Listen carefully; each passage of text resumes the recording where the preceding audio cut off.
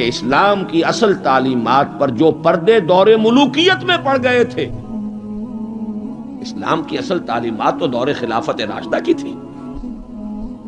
اسلام کا آئیڈیل نظام تو وہ تھا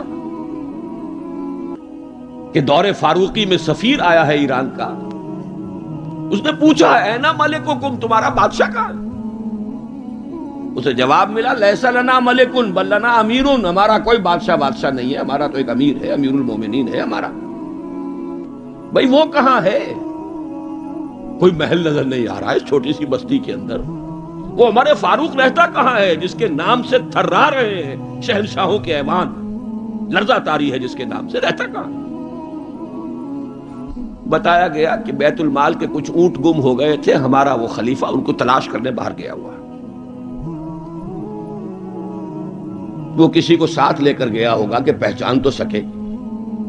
تو دیکھا کہ تھک گئے تھے حضرت عمر فاروق، صبح سے تلاش میں تھے، اونٹ نہیں ملے، تھک گئے، دھوپ تیز ہو گئی، تو ایک جھاڑی کے ذرا سائے میں استراحت فرما رہے ہیں اپنا کوڑا اپنے سر کے نیچے رکھ کر.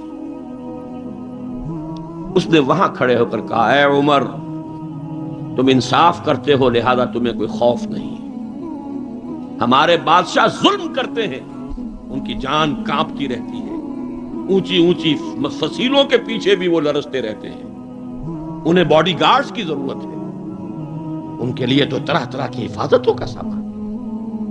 یہ تھا نظام جو محمد عربی نے دیا صلی اللہ علیہ وسلم. دور ملوکیت میں تو پھر وہی ایوان سجے، وہی محل بنے، وہی چہیتی بیویوں کے لیے کروڑوں روپے کے مقبرے تعمیر ہوئے، محل بنے. جا کر دیکھ لیجئے الحمرا، دیکھ لیجئے جا کر محل.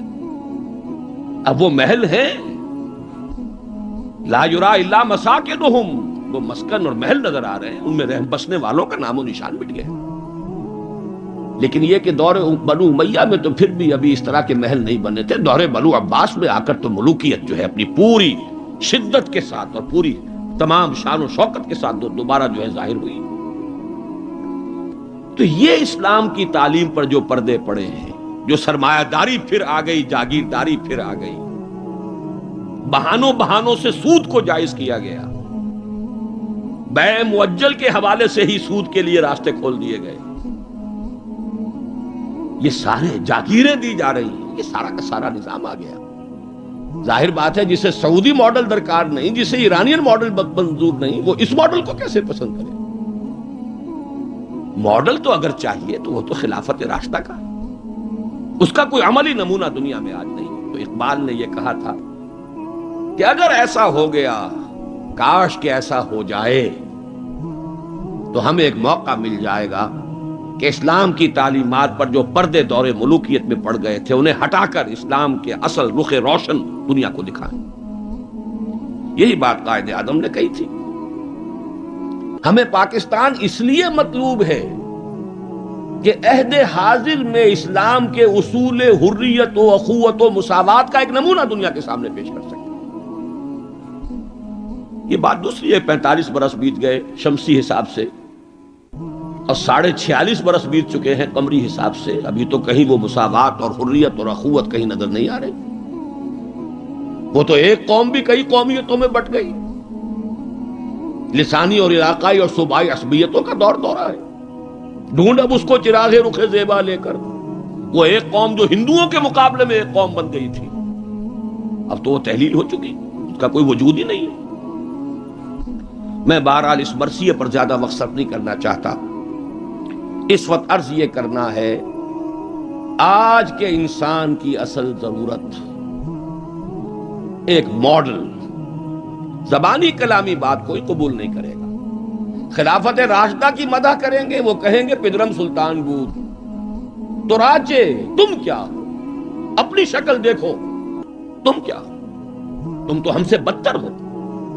تمہارے ہاں ڈسکریمنیشن، سید زیادہ تو سید زیادہ ہے ہی ہے، اونچائی ہے، اخلاق کا کتنا ہی پست ہو، اور یہ مسلی یہ تو ہے ہی نیچ، چاہے اخلاق اور کردار میں کتنا ہی اونچا ہو جائے.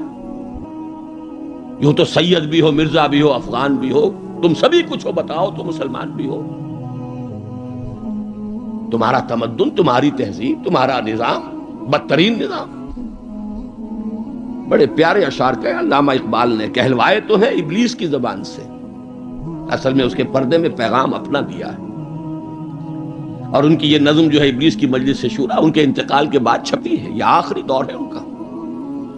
اس لیے میں کہا کرتا ہوں کہ اقبال کا پیغام اگر دیکھنا ہو امت مسلمہ کے نام تو یہ نظم جو ہے ابلیس کی مجلس شورا، یہ ان کا آخری پیغام۔ یہ ظاہر بات ہے کہ وہ کوئی نبی تو نہیں تھے معاذ اللہ، عام انسان تھے، ذہنی ارتقاء کے مختلف مراحل سے گزرے ہیں، تو ان کا ارتقاء جہاں تک ہوا ہے اس کی آخری صورت جو ہے وہ نظمیں ہیں کہ جو ارمغان حجاز میں شامل۔ جانتا ہوں میں یہ امت حامل قرآن نہیں، ہے وہی سرمایہ داری بندہ مومن کا دین۔ جانتا ہوں میں کہ مشرق کی اندھیری رات میں بے ید بیضا ہے پیران حرم کی آستی۔ عصر حاضر کے تقاضاؤں سے ہے لیکن یہ خوف، یہ ابلیس کہہ رہا ہے، عصر حاضر کے تقاضاؤں سے ہے لیکن یہ خوف، ہو نہ جائے آشکارا شرع پیغمبر کہیں۔ الحذر، آئین پیغمبر سے 100 بار الحذر، حافظ ناموس زن، یہ ہے معاشرت، مرد آزماں مرد آفرین۔ موت کا پیغام ہر نوع غلامی کے لیے، نہ کوئی فغفور و خاکہ نہ گدائے رہنشی، کرتا ہے دولت کو ہر آلودگی سے پاک و صاف، منعموں کو مال و دولت کا بناتا ہے امین۔ اس سے بڑھ کر اور کیا فکر و عمل کا انقلاب، بادشاہوں کی نہیں اللہ کی ہے یہ زمین، یہ ہے انقلاب۔ چشم عالم سے رہے پوشیدہ یہ آئیں تو خوب، ابلیس کہہ رہا ہے نا، چشم عالم سے رہے پوشیدہ یہ آئیں تو خوب، یہ غنیمت ہے کہ خود مومن ہے محروم یقین۔ یہ ماڈل آج کے انسان کی اصل ضرورت ہے۔ اب میں آپ کو بتاتا ہوں نبی اکرم صلی اللہ علیہ وسلم نے یہ ماڈل دیا کہ نہیں دیا۔ حضور صلی اللہ علیہ وسلم کا یہ ماڈل آج دنیا کا ہر باشعور انسان یہ ماننے پر مجبور ہے کہ آئیڈیل ماڈل، بدترین دشمنوں نے اقرار کیا۔ ایم این رائے 1920 میں لیکچر دیا اس نے، ہسٹوریکل رول آف اسلام، لاہور میں دیا، وہ کتاب اب بھی بھارت میں چھپتی ہے۔ اس نے کہا کہ تاریخ انسانی کا عظیم ترین انقلاب وہ ہے جو محمد نے برپا کیا صلی اللہ علیہ وسلم۔ گاندھی نے 1937 میں جب پہلی مرتبہ ہندوستان میں انگریزوں نے ہمیں کچھ تھوڑی سی سیلف گورنمنٹ دینی شروع کی تھی، 35 کا ایکٹ جو ہے گورنمنٹ آف انڈیا ایکٹ 1935، اس کے نتیجے میں پھر الیکشنز ہوئے سن 36 میں، اور پھر وزارتیں بنی اور پورے ہندوستان میں کانگریس کی وزارت۔ ہریجن میں مقالہ لکھا گاندھی نے اور اپنے ان وزیروں کو کہا، ہدایت کی کہ ابو بکر اور عمر کے ماڈل کو سامنے رکھنا، میں تمہارے سامنے ابو بکر اور عمر کی مثال پیش کروں۔ مجھے ایک واقعہ اور یاد آیا ہے، یہ تو چیز چھپی ہوئی ہے، ہریجن کا مقالہ ہے، اس کو تو کوئی شخص ویریفائی کر سکتا ہے۔ ایک واقعہ جو ہے یہ ایک روایت ہے، میں جب پہلی مرتبہ حیدرآباد دکن گیا تھا، یہ آج سے کوئی 10 سال پہلے کی بات ہے، وہاں ایک مولانا ابوالکلام آزاد انسٹیٹیوٹ ہے، اس میں میری ایک تقریر تھی، کھچا کھچ بھرا ہوا ہال۔ ایک صاحب جو گورنر رہے تھے، پرانے کانگریسی، بوڑھے 80 برس کی عمر کے گورنر رہے تھے بہار کے، بھی نام مجھے اس وقت ذہن سے اتر گیا ہے، وہ ان کی صدارت تھی۔ وہاں میں نے تقریر کی مولانا ابوالکلام آزاد مرحوم کے ایک زندگی کے بارے میں، اب اس کا تفصیل میں یہاں بیان نہیں کروں گا۔ تو ایک صاحب جو وہاں ریٹائر ہوئے تھے عثمانیہ یونیورسٹی سے as head of the political science department, وہ مجھ سے ملے۔ انہوں نے ایک تو مجھے یہ کہا کہ آج تک ابوالکلام کے بارے میں اگرچہ میں نے 20 لوگوں کو پی ایچ ڈی کرا دی ہے مولانا ابوالکلام آزاد کی زندگی اور ان کے خیالات، افکار، نظریات، ان پر 20 کو میں نے پی ایچ ڈی کرائی ہے اپنی نگرانی میں، لیکن اتنا کلیئر کانسیپٹ میرے سامنے ابوالکلام کا آج تک نہیں تھا۔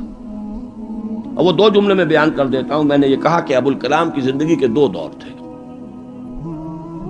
1912 سے لے کر کا اور 1920 تک کا ابوالکلام یہ تسلسل تھا تحریک شہیدین کا. سید احمد بریلوی رحمت اللہ علیہ اور شاہ اسماعیل شہید رحمہ اللہ، ان کی جو تحریک جہاد تھی اس کا معنوی تسلسل ہے ابو الکلام الہلال اور البلاغ والا ابو الکلام. لیکن پھر 1920 میں اس نے ہمت ہار دی، ماحول سے تعاون نہیں ملا، مخالفت ہوئی علماء کی طرف سے. اس کھاتے کو بند کر کے حزب اللہ کا کھاتا، حکومت الہیہ کے قیام کی جد و جہد، یہ چیپٹر کلوز کیا ابو الکلام. 1920 سے لے کر اور پھر 1958 تک، اپنے انتقال تک کا یہ جو دور ہے ابو الکلام کا، یہ ہے 1857 کی جنگ آزادی کا تسلسل. اگر آپ کے ذہن میں اپنی پچھلی صدی کی یہ دو تحریکیں ہوں، 1930 کی جو تحریک تھی 1830 کی، 1826 سے لے کر 1831 میں پھر شہادت ہوئی بالا کوٹ میں، یہ جو تحریک تھی اس کا تسلسل ہے الہلال اور البلاغ والا ابو الکلام. 1857 میں جنگ آزادی تھی، انگریز کے خلاف بغاوت، اسے غدر کہتے تھے، اب جنگ آزادی کہتے ہیں. انگریزی دور میں ہم نے جب تاریخ پڑھی تھی تو وہ غدر کے نام سے تھی. اس میں ہندو اور مسلمان دونوں شریک تھے، متحدہ جد و جہد تھی انگریز سے نجات پانے کی. تو ابو الکلام کی 1920 کے بعد سے لے کر باقی زندگی جو ہے وہ در حقیقت مانوی تسلسل ہے اس جنگ آزادی کا جو 1857 میں لڑی گئی اور ناکام ہو گئی. ناکام تو وہ بھی ہو گئی، تحریک شہیدین بھی ناکام، 1857 کی جنگ آزادی بھی ہو گئی. بہرحال انہوں نے ایک بات تو یہ بتائی، اور مجھے اصل میں جو یاد آیا تھا معاملہ وہ ان کے ایک اور قول کا تھا. 1917 میں وہ کہتے ہیں کہ میں علی گڑھ میں پڑھتا تھا. اس وقت تک وہ صرف ایک کالج تھا، ابھی یونیورسٹی نہیں بنا تھا، اور ہاسٹل میں رہتا تھا. تو ایک روز شور مچ گیا، گاندھی جی آئے، گاندھی جی آئے، گاندھی جی آئے. گاندھی ابھی نئے نئے آئے تھے ساؤتھ افریقہ سے، اور وہ گویا کہ انڈیا کے پولیٹیکل ہورائزن پر ابھی وہ ایک رائزنگ سن کی حیثیت سے تھے. شور مچ گیا، گاندھی جی آئے، گاندھی جی آئے. خیر وہ ہم نے ان کو گھیر لیا، کہا کچھ خطاب کیجیے. ان کا خطاب نہیں، میں تو صرف دیکھنے آیا تھا. اور وہ گیا تھا، پہلے حاضری دی تھی سر سید کے قبر پر. پھر اس نے کہا میں آپ لوگوں کو ایک تو خوشخبری دیتا ہوں، آپ کے کالج کے یونیورسٹی بننے کا فیصلہ ہو گیا ہے، چارٹر آپ کی یونیورسٹی کا منظور ہو گیا ہے. آپ کو معلوم نہیں ہوگا، میں آپ کو خوشخبری دے رہا ہوں. لیکن ایک بات میں آپ سے اور کہتا ہوں. لوگ ہمت خوش ہو گئے.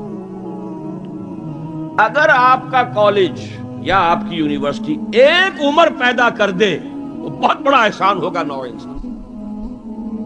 لیکن مجھے یقین ہے آپ عمر پیدا نہیں کر سکتے، اس لیے کہ میں آپ کے ہاسٹلوں میں چکر لگا چکا ہوں. وہاں قالین بچھے ہوئے ہیں، وہاں عیش اور آسائش کے سامان ہیں. اس ماحول میں عمر پروان نہیں چڑھتا. میں یہ سمجھتا ہوں کہ علامہ اقبال نے جو اشعار لکھے ہیں شاید یہ واقعہ ہی ہو کہ جو اس کی تحریک بنا ہو. تیرے صوفے ہیں افرنگی، تیرے قالی ہیں ایرانی، لہو مجھ کو رلاتی ہے جوانوں کی تن آسانی. تو معلوم ہوا کہ یہ عمر کا وہ مقام گاندھی کی نگاہ میں تھا. اور پھر سن 1937 میں 20 برس بعد وزیروں کو کہا ہے کہ ابو بکر اور عمر کو اپنے سامنے ماڈل کی حیثیت سے رکھو. ایچ جی ویلز نے کہا ہے اگرچہ حضور کی ذاتی زندگی پر، خاص طور پر ازدواجی زندگی پر بڑے رقیق حملے کیے، لیکن پھر اس نے جب حجۃ الوداع کے ذکر پر آتا ہے concise history of the world میں، اس کا پرانا آپ کو کوئی ایڈیشن تلاش کرنا ہوگا، نئے ایڈیشن میں سے یہ پیسیجز نکال دیے ہیں نئے ایڈیٹرز نے. لیکن یہاں کی یونیورسٹی سے میں نے نکلوا کر ایک دفعہ ویریفائی کیا تھا، چونکہ مجھے تو بہت پرانے یہ الفاظ یاد تھے، لیکن پھر میں نے انہیں تازہ کیا کراچی یونیورسٹی کی لائبریری سے. اس میں وہ لکھتا ہے، وہ حضور کے خطبے کے الفاظ نقل کر کے، لا فضل لعربی علی عجمی ولا لعجمی علی عربی ولا لاحمر علی اسود ولا لاسود علی احمر الا بالتقوی کلکم بنو آدم وآدم من تراب. اس کا ترجمہ دے کر پھر لکھتا ہے کہ اگرچہ ہیومن فریٹرنیٹی، فریڈم اور ایکویلٹی کے سرمنز تو پہلے بھی بہت کہے گئے تھے، جیزس آف نزارت کے ہاں حضرت مسیح کا تذکرہ کر رہا ہے، جیزس آف نزارت کے ہاں بھی سرمنز تو بہت ہیں، لیکن یہ ماننا پڑتا ہے کہ تاریخ انسانی میں پہلی مرتبہ محمد نے ان اصولوں پر ایک معاشرہ قائم کر کے دکھایا. اس سے بڑا ٹریبیوٹ کیا ہوگا؟ اور دشمن ہے، ذاتی اعتبار سے حملے کر رہا ہے، رقیق حملے کر رہا ہے، استہزاء کر رہا ہے یہ تعدد ازدواج کا، لیکن یہ بات ماننے پر مجبور ہے کہ انسانی تاریخ میں پہلی مرتبہ انسان کی حریت، اخوت اور مساوات کے اصولوں پر مبنی ایک نظام قائم کیا محمد صلی اللہ علیہ وسلم. اور نوٹ کیجئے یہی 3 الفاظ قائد اعظم نے استعمال کیے تھے. ہم پاکستان اس لیے چاہتے ہیں کہ عہد حاضر میں اسلام کے اصول حریت و اخوت و مساوات کا ایک نمونہ دنیا کو دکھا. اسی طرح پھر ڈاکٹر مائیکل ہارٹ کی دی 100 مشہور کتاب ہے. بہرحال یہ ماڈل، یہ رحمت محمد الرسول اللہ صلی اللہ علیہ وسلم انسان کو عطا کر چکے ہیں، اور اپنے تو بہرحال مدح کریں گے ہی. اپنوں کی تو آنکھ محبت اور عقیدت کی آنکھ ہے، لیکن میں نے یہ گواہیاں دی ہیں اغیار کی، دشمنوں کی. اب آئیے دوسری آیت کی طرف. لقد کان لکم فی رسول اللہ اسوۃ حسنہ.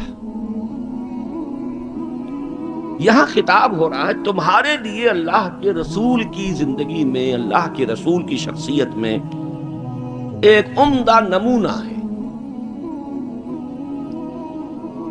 پہلے تو غور کیجئے لکم سے مراد کیا ہے.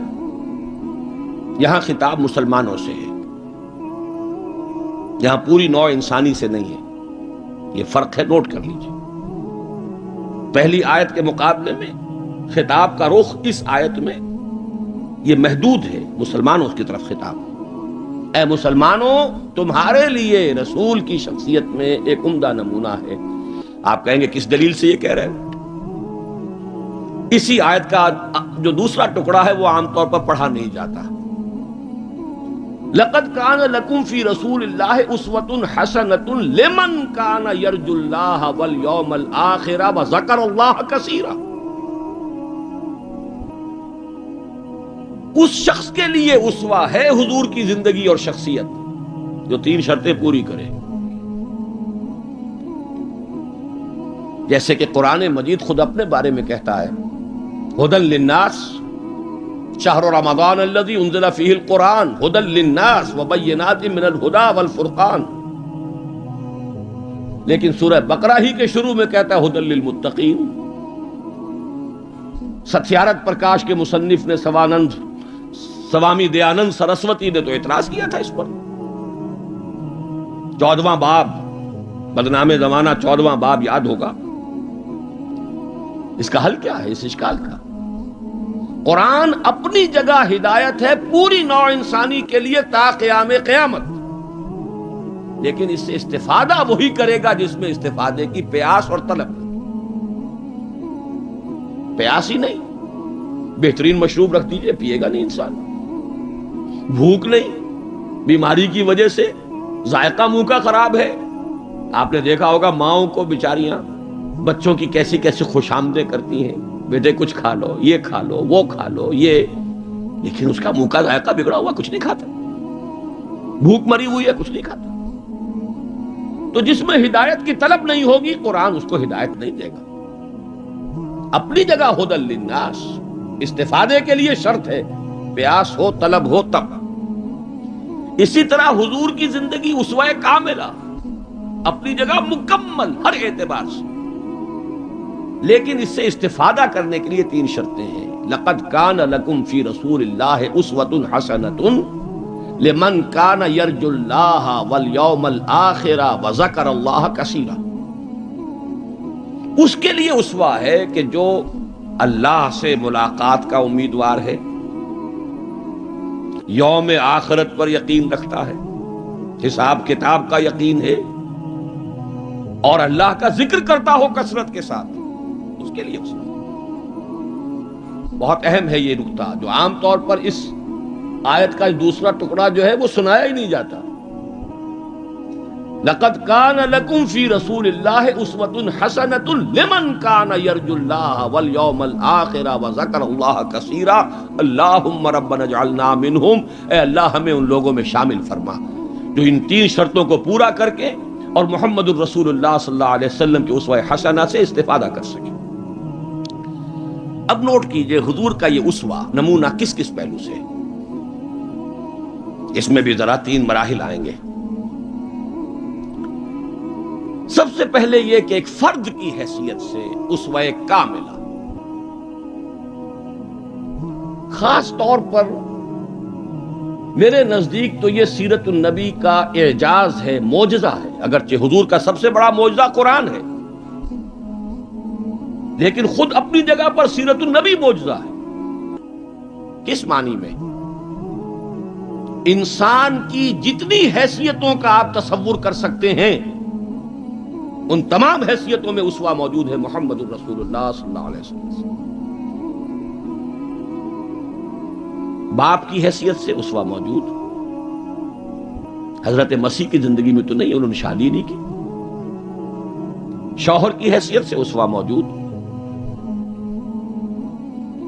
خسر کی حیثیت سے اسوہ موجود، حضرت علی کے خسر ہے کہ نہیں، حضرت عثمان کے خسر ہے یا نہیں۔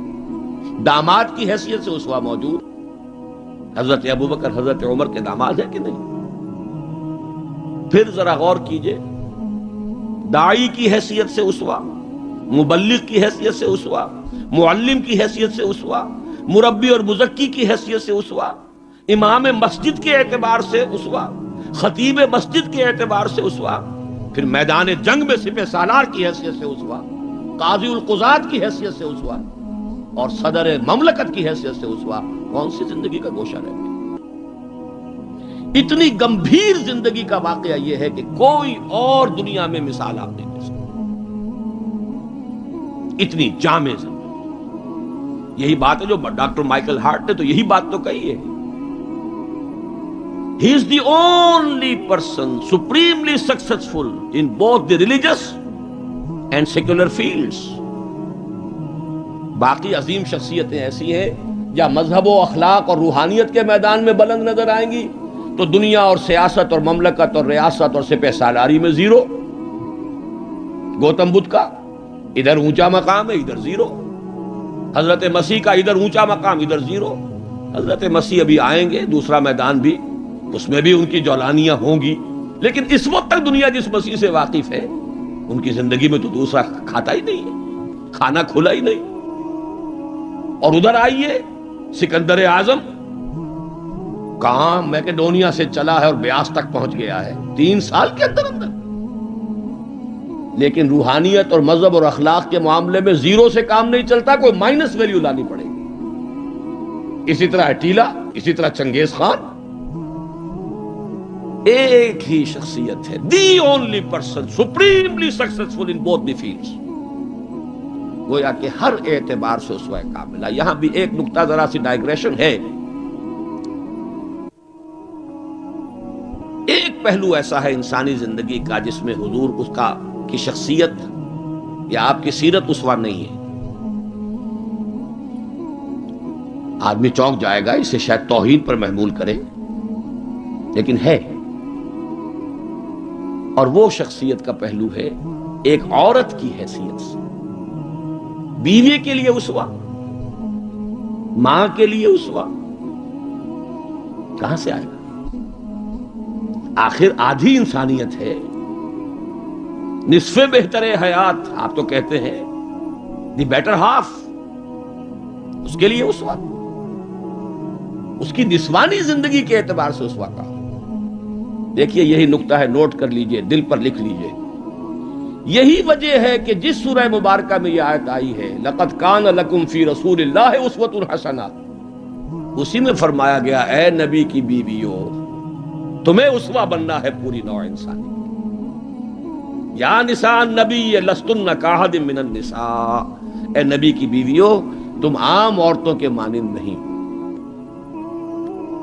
نبی کی زندگی میں جو خلا ہے، اس لیے کہ وہ مرد ہے، اسوہ کے اعتبار سے جو خلا رہ گیا ہے اسے تمہیں پر کرنا ہے۔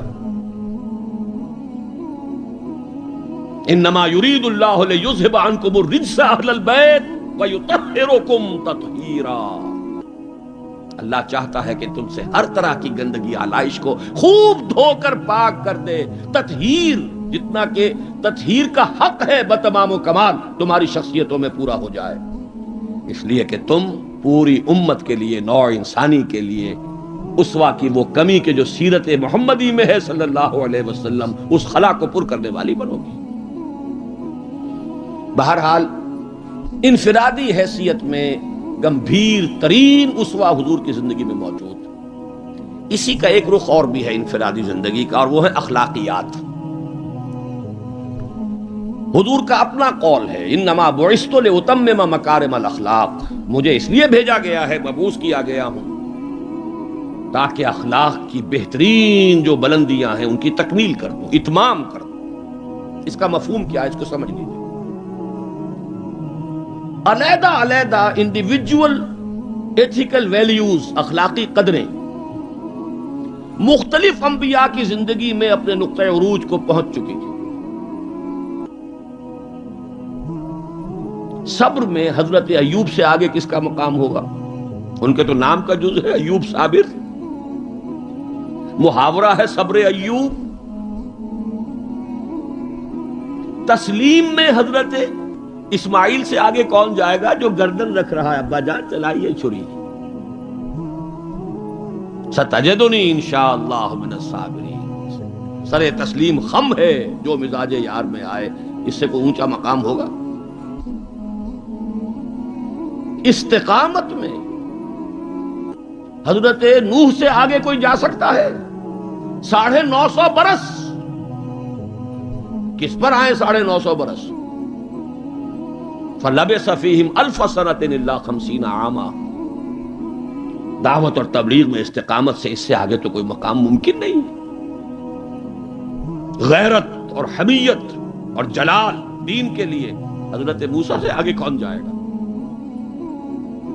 زہد اور لذات دنیا سے کنارہ کشی میں حضرت مسیح اور حضرت یحییٰ سے آگے کون سا مقام؟ اب کمی کون سی تھی؟ یہ ہے بات سوچنے کی۔ پھر اتمام کس کا کیا حضور؟ یہ اتمام ہے جامعیت کا اتمام، ان تمام اقدار کو جمع کر کے ایک بہترین گلدستہ توازن، اعتدال کے ساتھ ان سب کو ایک شخصیت میں جمع کر دینا، یہ ہے وہ اتمامی اور تکمیلی شان جو محمد الرسول اللہ صلی اللہ علیہ وسلم کی ہے اس میدان میں۔ زہد بھی ہے لیکن ازواج مطہرات بھی ہے، نکاح بھی ہے۔ وہ زہد نہیں ہے کہ جو رہبانیت والا زہد ہے۔ حضرت عائشہ کی شہادت ہے کہ حضور بیٹھے ہوتے تھے ہمارے مابین اور پیار اور محبت کی باتیں ہوتی تھیں، مزاحد خشک کا معاملہ نہیں تھا حضور کا۔ حضور نے خود فرمایا مجھے تمہاری اس دنیا سے 3 ہی چیزیں پسند ہیں، ان میں سے ایک عورت کا ذکر کیا، کوئی حجاب نہیں، جو فطرت ہے جو اللہ نے بنائی ہے، بھرپور عائلی زندگی بسر کی ہے، اور بہت محبت کرنے والے اور محبت دینے والے شوہر تھے محمد صلی اللہ علیہ وسلم۔ لیکن جیسے ہی اذان کی آواز آتی تھی ایسے اٹھ کر چلے جاتے تھے کہ جیسے ہم سے کوئی تعلق ہی نہیں، سروکار ہی نہیں، ہم سے واقف ہی نہیں کہ ہم کون۔ یہ ہے وہ درمیانے قار دریا تختہ بندم کر دئی، بازمی گوئی کے دامن تر مکن ہوشیار باش۔ اچھا دیکھیے یاد آ گیا ہے، آپ کی بھی طبیعت اس وقت جو ہے میں تو دیکھ رہا ہوں آمادگی ہے، وقت کچھ زیادہ بھی صرف ہو جائے تو کوئی حرج نہیں۔ رجم کا ایک واقعہ ہو رہا ہے حضرت مسیح کی زندگی میں، وہ میری مگدلین پڑھا ہوگا آپ نے، زانیہ تھی، جرم ثابت ہو گیا، اسے رجم کرنے کے لیے لے کے جا رہے تھے، شور مچا ہوا تھا، حضرت مسیح بھی گزر رہے تھے، کیا معاملہ ہے؟ یہ ہے، فرمایا ٹھیک ہے چلو، خود بھی چلے۔ اب جب اسے باندھ دیا گیا، اب کھڑے ہو کے فرمایا ٹھیک ہے قانون ہے رجم کا اور یہ شریعت موسوی کا حکم ہے، رجم ہونا چاہیے، لیکن اس کو پہلا پتھر وہ مارے جس نے خود کبھی زنا نہ کیا۔ میں کہتا ہوں حیرت ناک بات ہے یہ کہ اتنی شرافت ان لوگوں میں تھی کہ ایک ایک جو ہے وہاں سے کھسکنا شروع ہو گیا، مجمع چھٹ گیا۔ یہ ایک رخ ہے زندگی کا۔ حضور کی شخصیت میں اب آپ کو 2 رخ جمع ملیں گے، وہ غامدیہ خاتون آئی ہے اور اس نے کہا حضور مجھ سے وہ خطا ہو گئی ہے، مجھے پاک کر دی۔ حضور نے پوچھا کہ کہیں کوئی حمل تو نہیں ہے؟ جی حمل بھی ہے۔ تو جاؤ، جرم تمہارا ہے، اس جان کا کیا جرم ہے جو تمہارے پیٹ میں ہے؟ وضع حمل کے بعد آنا۔ اب آئی ہے وہ وضع حمل کے بعد، بچہ گود میں ہے۔ حضور وہ مرحلہ طے ہو گیا، مجھے پاک کر دیجئے، رجم کر دیجئے، میں پاک ہو جاؤں، دنیا کی سزا میں بھگت لوں گی، آخرت میں اللہ مجھے بچا۔ فرمایا ابھی تو اس بچے کی زندگی تمہارے ساتھ وابستہ ہے، جاؤ دودھ پلاؤ۔ کچھ دنوں کے بعد پھر آئی ہے، بچے کے ہاتھ میں روٹی کا ٹکڑا ہے، کھا رہا ہے۔ فرمایا ہاں اب ٹھیک ہے، لے جاؤ اس کو رجم کر دو، اللہ کا حکم ہے، لا تاخذکم رافۃ فی دین اللہ ولا تاخذکم بہما رافۃ فی دین اللہ۔ اللہ کا حکم ہے، کرنا ہوگا، چاہے اپنے سینے پر پتھر رکھنا پڑے، اب رجم کرنا۔ لیکن جب رجم ہو گیا ہے اور وہ خاتون جو ہے ان کا انتقال ہو گیا، کسی کی زبان سے نکل گیا کتنی بے حیا عورت تھی، حضور نے ڈانٹ دیا، نہیں اس عورت نے وہ توبہ کی ہے کہ اگر تمام مدینے والوں پر تقسیم کر دی جائے تو سب کی نجات کا ذریعہ بن جائے۔ یہ توازن ہے اصل۔ حکم رب کا نفاذ بھی ہے، اس میں اپنی ذاتی شفقت کو آڑے نہیں آنے دینا ہے، لیکن یہ نہیں ہے کہ اس سے کوئی سوء ظن ہو۔ مریض سے دشمنی نہیں ہوتی، مرض سے دشمنی ہوتی، مریض سے تو ہمدردی ہوتی، اور اس نے تو وہ توبہ کی ہے۔ بہرحال انفرادی سطح پر میں نے ایک تو عرض کیا کہ اسوہ محمدی کی جامعیت کبریٰ، نمبر 2 اخلاقی میدان میں تکمیل، یعنی تمام جتنی اخلاقی اقدار ہیں بلند اور اعلیٰ، ان کا مجموعہ حسین گلدستہ، جس میں ہر شے اپنے اپنے مقام پر صحیح توازن اور اعتدال کے ساتھ ہے۔ یہ ہے خاص معاملہ محمد الرسول اللہ صلی اللہ علیہ وسلم۔ دوسرا اسوہ حضور کا وہ میں بیان کر چکا، ایک ماڈل پیش کر دیا، نوع انسانی کے لیے ایک ماڈل، وہ نظام قائم کیا۔ کس نے کیا؟ محمد الرسول اللہ نے کیا صلی اللہ علیہ وسلم۔ اگرچہ یہ نوٹ کر لیجئے کہ اس ماڈل کا جو اصل ہے دور، وہ ہے دور فاروقی۔ یہاں بھی کہیں آپ یہ نہ کہیں توہین کر رہا، دور نبوی نہیں ہے اس کا ماڈل۔ کیوں؟ حضور کی حیات طیبہ میں تو ابھی انقلابی عمل جاری تھا، ریولوشنری پروسیس تھا اپنے پورے جوبن کے اوپر، نظام قائم ہوا اور آپ کا انتقال ہو گیا، بلکہ آپ نے خود چوز کیا ہے۔ اللہم فی الرفیق الاعلی، اے اللہ بس میرا کام پورا ہو گیا، اب میں مزید یہاں رہنے کو تیار نہیں۔ خود خطبہ دیا آپ نے، بلکہ اسے اگر سوء ادب نہ سمجھا جائے تو میرے دل میں تو ایک بات ہے کہ اگر حضور کے قدموں میں اللہ نے پہنچا دیا میدان قیامت میں یا عالم آخرت میں، تو شکوہ کروں گا کہ حضور آپ نے جلدی کی۔ ابھی جو عرب ایمان لائے تھے یدخلون فی دین اللہ افواجا، ابھی ان کی کچھ اور تربیت آپ فرماتے، کچھ اور دن آپ دنیا میں قیام فرماتے۔ چوائس ہوتا ہے نبی کا، یہ تو حضور کی حدیث ہے۔ انبیاء کا معاملہ خاص ہے کہ جب وقت آ جاتا ہے اس وقت انہیں چوائس دے دیا جاتا ہے، ابھی مزید رہنا چاہتے ہیں تو رہیے، اور اگر واپس آنا چاہتے ہیں تو ٹھیک ہے، آپ کا وہ وقت جو ہے وہ ہو چکا۔ اسی پر تو حضور نے فرمایا تھا مرض وفات میں جب ذرا سا وقفہ ہوا ہے اور افاقہ ہوا ہے، حضرت ابوبکر نماز پڑھا رہے تھے مسجد نبوی میں، اور حضور پھر اپنے اس افاقے کی وجہ سے حضرت علی اور حضرت عباس رضی اللہ تعالی عنہما کے کندھوں پر اپنا ایک ایک ہاتھ دست مبارک رکھ کر مسجد میں تشریف لائے ہیں۔ حضرت ابوبکر ہٹنے لگے پیچھے، جب آپ امامت فرمایا آپ نے اشارے سے کہا نہیں تم امامت کرو۔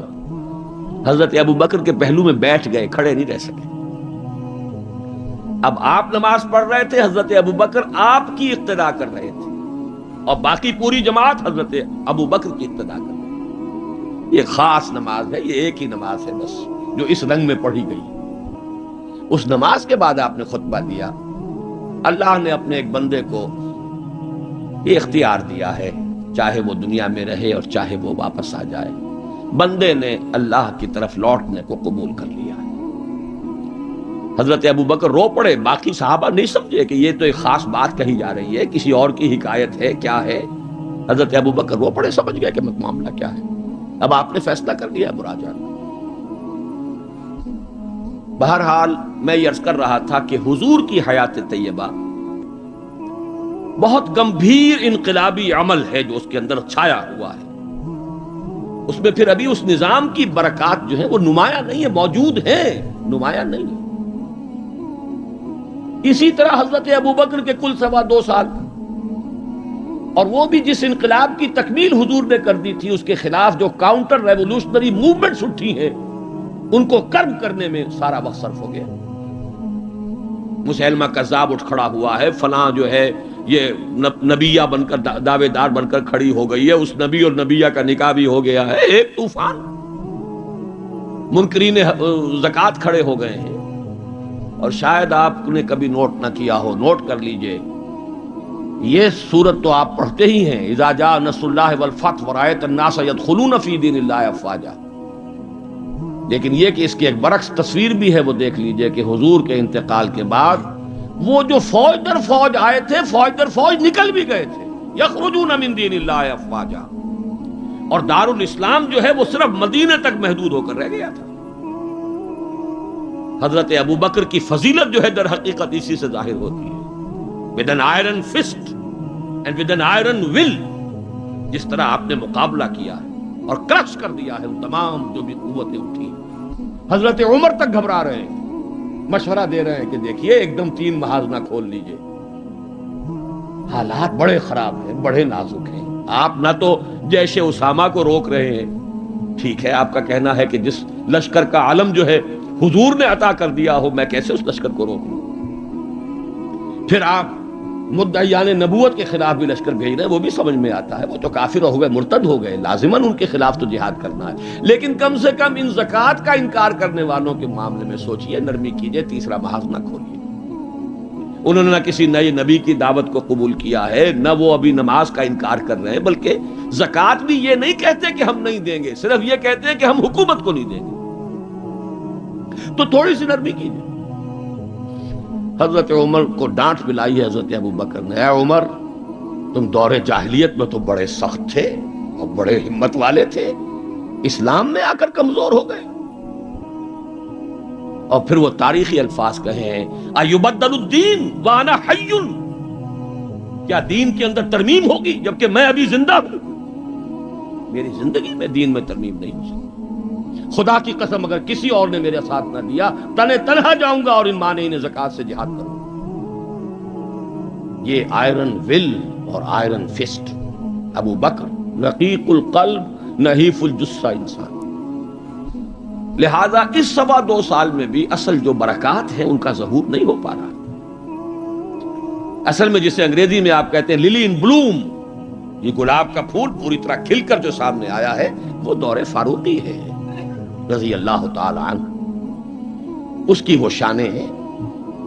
وہ سفیر کا واقعہ سنا چکا ہوں، حریت کا معاملہ دیکھیے کہ سعد ابن ابی وقاص کے بارے میں پرچہ نویس نے اطلاع دی ہے ایران سے، گورنر ہے ایران کے حضرت سعد ابن وقاص، اور گورنر اس لیے ہے کہ خود فاتح ایران ہیں، یہ ریوڑیوں کی طرح بٹی ہوئی گورنریاں نہیں ہے کہ اس کو دے دو اس کو دے دو، جس کو چاہو دے دو، خود فاتح ایران سعد ابن ابی وقاص۔ اور آدمی کون ہے وہ؟ ایک ہی انسان ہے جس کے بارے میں حضور نے فرمایا، اے سعد تم پر میرے ماں باپ قربان۔ غزوہ احد میں جب لرغہ کیا ہے کفار نے اور حضور کو شہید کرنے کے لیے سر توڑ کوشش کی ہے، اس وقت تیر اندازی کر رہے تھے حضرت سعد ابن ابی وقاص رضی اللہ تعالیٰ عنہ، یکی عشرہ مبشرہ۔ اس وقت حضور نے کہا تھا تیر چلائے جاؤ اے سعد، تم پر میرے ماں باپ قربان۔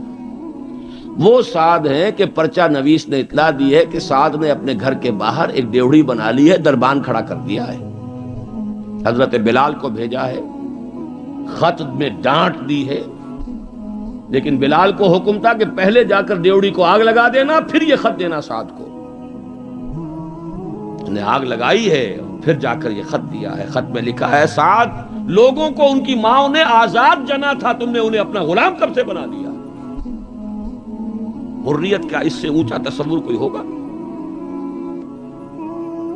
ایک عورت ٹوک رہی ہے، عمر جی محمد عورت تھی، یہ کیا تم نے حکم نافذ کیا ہے کہ مہر اس سے زیادہ نہیں ہوگا؟ ہمارے جس حق پر اللہ نے کوئی حد نہیں لگائی، تم کون ہوتے ہو حد لگانے والے؟ قرآن کی آیت ہے، فَآتَيْتُمْ إِحْدَاهُنَّ قِنْطَارًا، تم نے اگر اپنی کسی بیوی کو ڈھیروں دیا ہو سونا تب بھی واپس نہیں لے سکتے۔ جب قرآن نے ڈھیروں سونے تک کی اجازت دی ہے، تم کون ہوتے ہو اس کے اندر ترمیم کرنے والے؟ عمر وہیں کہتے ہیں آج ایک بڑھیا نے عمر کو دین سکھایا اور آرڈیننس واپس۔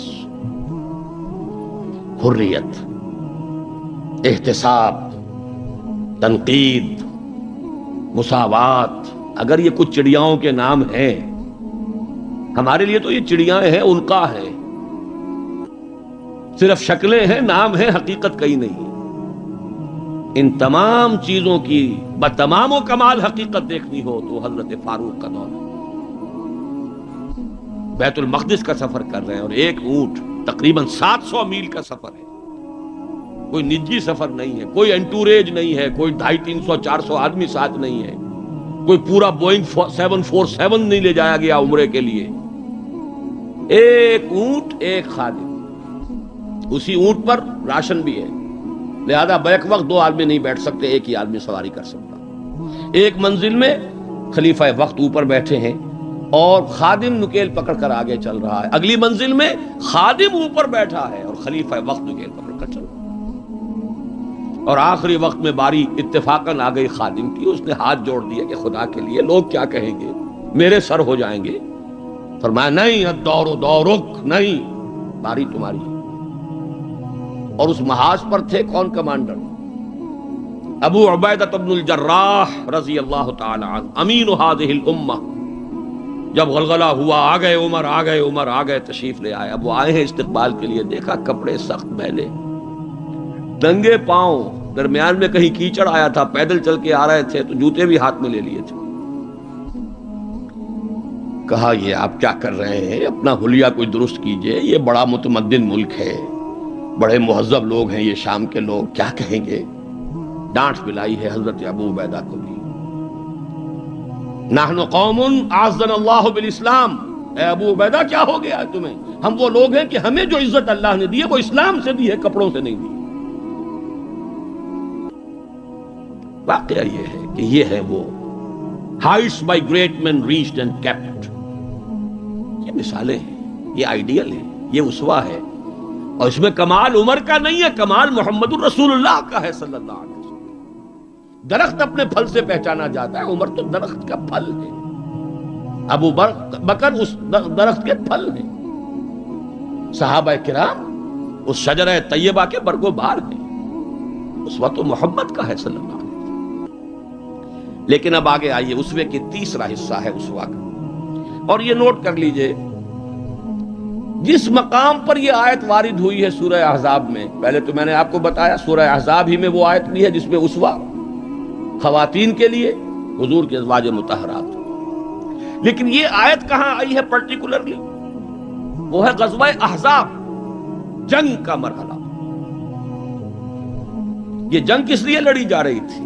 غلبہ دین کے لیے، لِیُظْهِرَهُ عَلَى الدِّینِ كُلِّهِ۔ چھاپڑا صاحب سے آپ نے وہ سورہ صف کی آیات سن لی ہیں، کاش کہ وہ ایک آیت اور شامل کر دیتے اس سے پہلے، اس لیے کہ اس وقت کا جو دنیا کا نقشہ ہے وہ اس آیت میں، یریدون لیطفئوا نور اللہ بافواہہم، یہ چاہتے ہیں کہ اللہ کے نور کو، اللہ کے اس نور کو اپنی منہ کی پھونکوں سے بجھا دیں، واللہ متم نورہ ولو کرہ الکافرون، اور اللہ تو اپنے نور کا اتمام فرما کر رہے گا چاہے کافروں کو کتنا ہی ناگوار ہو۔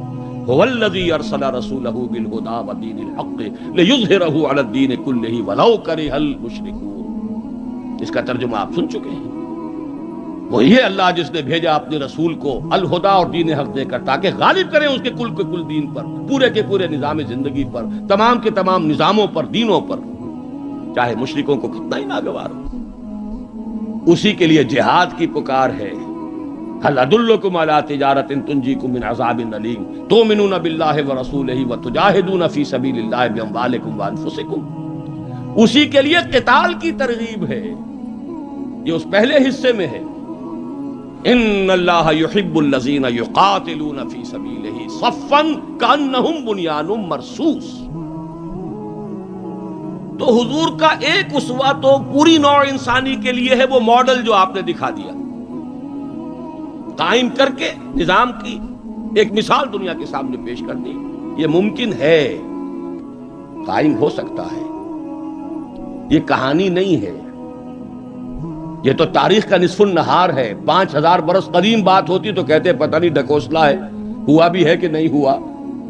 یہ تو عین ہسٹوریکل ایرا ہے، تاریخی حقائق ہیں، پوری دنیا مان رہی ہے. روز روشن نصف النہار پر سورج تاریخ کا ہے، جبکہ محمد رسول اللہ صلی اللہ علیہ وسلم نے یہ ماڈل پیش کیا،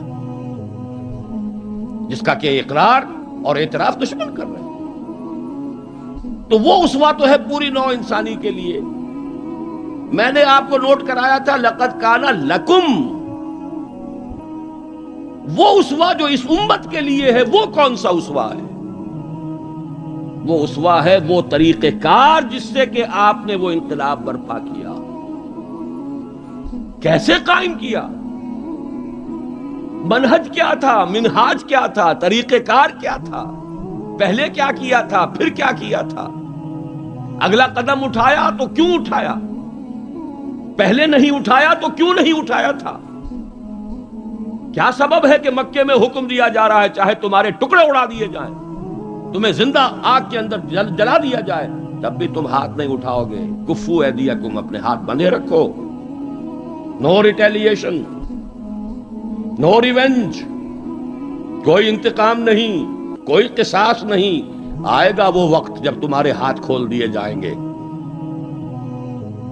نغمہ ہے بلبل شوریدہ تیرا خام، ابھی اپنے سینے میں اسے اور ذرا تھام. ابھی اپنے ہاتھ روکے رکھو، چاہے تمہارے جسم کے ٹکڑے کر دیے. کیا وجہ ہے؟ پھر کیا وجہ ہے؟ ہاتھ کھل گئے، کیوں کھل گئے؟ فیصلہ کن چیز کون سی تھی؟ ہاتھ بندھے ہوئے تھے تو کیوں بندھے ہوئے تھے؟ کھلے تو کیوں کھلے؟ کب کھلے؟ کس تبدیلی کی وجہ سے کھلے؟ کیا وجہ ہے کہ سن 6 میں صلح حدیبیہ کر رہے ہیں اور بظاہر گر کر اور دب کر رہے ہیں، ہر مسلمان کا خون کھول رہا ہے. حضرت عمر سے تو ضبط نہیں ہو سکا، ساری عمر پچھتاتے رہے کہ میں نے گستاخی کا معاملہ کیا تھا. جو جا کر حضور سے کہا تھا کیا ہم حق پر نہیں ہیں؟ فرمایا ہاں ہم حق پر ہیں. تو پھر ہم دب کر صلح کیوں کر رہے ہیں؟ فرمایا میں اللہ کا رسول ہوں، وہی کر رہا ہوں جس کا مجھے حکم ہے. یہی بات حضرت علی نے کی جب سہیل ابن عمر نے کہا ہے کہ یہ معاہدہ جو لکھا جا رہا ہے صلح کی دستاویز، اس میں آپ کے نام کے ساتھ رسول اللہ کا لفظ نہیں ہوگا، اس لیے کہ دستاویز پر تو دونوں پارٹیز کے دستخط ہونے. اگر ہم آپ کو اللہ کا رسول مان لیں تو جھگڑا کائے گا؟ پھر ہم تو نہیں مانتے کہ آپ اللہ کے رسول ہیں. یہ معاہدہ ہوگا محمد ابن عبداللہ اور قریش کے مابین. وہی مسکرا کر بات فرمائی، تم مانو یا نہ مانو میں اللہ کا رسول ہوں، لیکن اے علی مٹا دو، جو یہ کہہ رہا ہے مان لو، کہ لکھ دو محمد ابن عبداللہ. عرض کیا حضور یہ میں نہیں کر سکتا. غیرت و حمیت حضرت عمر میں ہے، حضرت علی میں ہے، کوئی فرق نہیں، کچھ فرق نہیں ان چاروں میں. معلوم ہوا ہے کرنے ایک ہی سورج کی. اس اعتبار سے نوٹ کیجئے کہ خون کھول رہا ہے، اور خون کھولنے کی مثال میں آپ کو اب دیتا ہوں. ایک ایک شخص کا خون کھول رہا ہے، یہاں تک کہ ابو بکر کا خون کھول رہا ہے. یہ دوسری بات ہے، ضبط اتنا ہے کہ بولے نہیں. کیسے معلوم ہوا کہ خون کھول رہا تھا ابو بکر کا بھی؟ جب صلح ہو گئی حضور نے فرمایا مسلمانوں اب احرام کھول دو، جو ہدی کے جانور ہیں یہیں ذبح کر دو.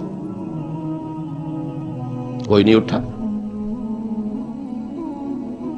دوسری مرتبہ فرمایا مسلمانوں اٹھ جاؤ، اٹھو، اب جو ہو گیا صلح ہو گئی ہے، احرام کھول دو. کوئی نہیں اٹھا، ابو بکر بھی نہیں اٹھے، ایک آدمی نہیں اٹھا. تیسری مرتبہ پھر کہا. حیران ہو گئے کہ یہ صحابہ کا یہ معاملہ. حضور کا حکم، اس کی ایک توجیہ ہے، وہ میں بعد میں عرض کروں گا، لیکن پہلے واقعہ کیا ہے اس کو سمجھیے۔ دل گرفتہ ہو کر حضور اپنے خیمے میں گئے، ناراض ہو کر، دل گرفتہ۔ حضرت ام سلمہ تھا ساتھ تھی رضی اللہ تعالی، بڑی مدبر خاتون، بہت مدبر خاتون۔ جا کر کہا ہے کہ مسلمانوں کا یہ حال ہے سب کا، میں نے 3 مرتبہ کہا ہے، کوئی نہیں اٹھ رہا۔ حضرت ام سلمہ نے مشورہ دیا، حضور آپ کسی سے کچھ کہیے نہیں، اپنا احرام کھول دیجئے، قربانی دیجئے۔ اب آئے ہیں، آ کر اپنا احرام کھول دیا، قربان، اب سب اٹھ گئے، سب نے قربانیاں دے دی۔ میرے ذہن میں اس کی تعویل یہ ہے کہ لوگ منتظر تھے، اسے کہا جاتا ہے فلسفے میں حالت منتظرہ۔ پتہ نہیں حضور ہمارا امتحان تو نہیں لے رہے، یہ احرام کیسے کھول دیں بغیر عمرہ کیے؟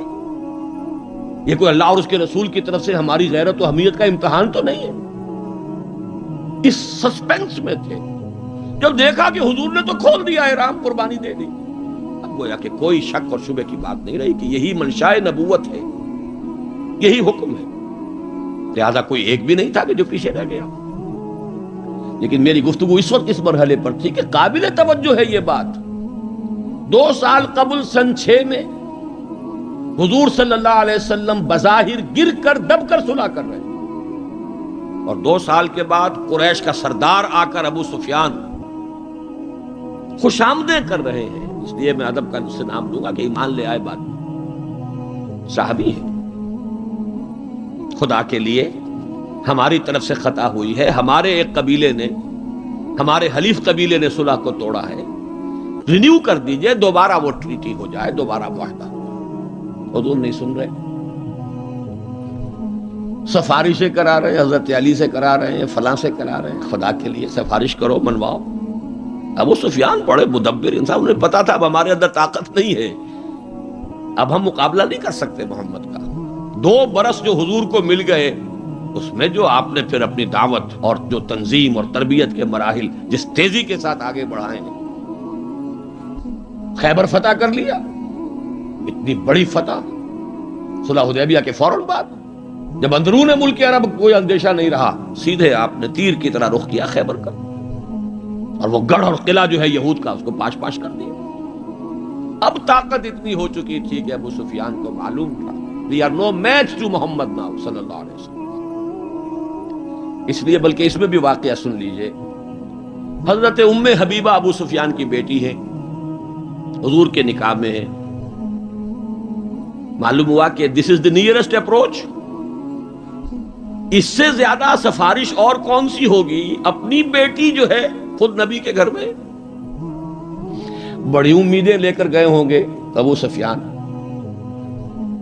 حضرت ام حبیبہ کے حجرے میں جب گئے، چارپائی پر بیٹھنے لگے تھے، انہوں نے کہا ابا جان ذرا ٹھہریے، بستر بچھا ہوا تھا اس کو طے کر دیا کہ اب بیٹھیے۔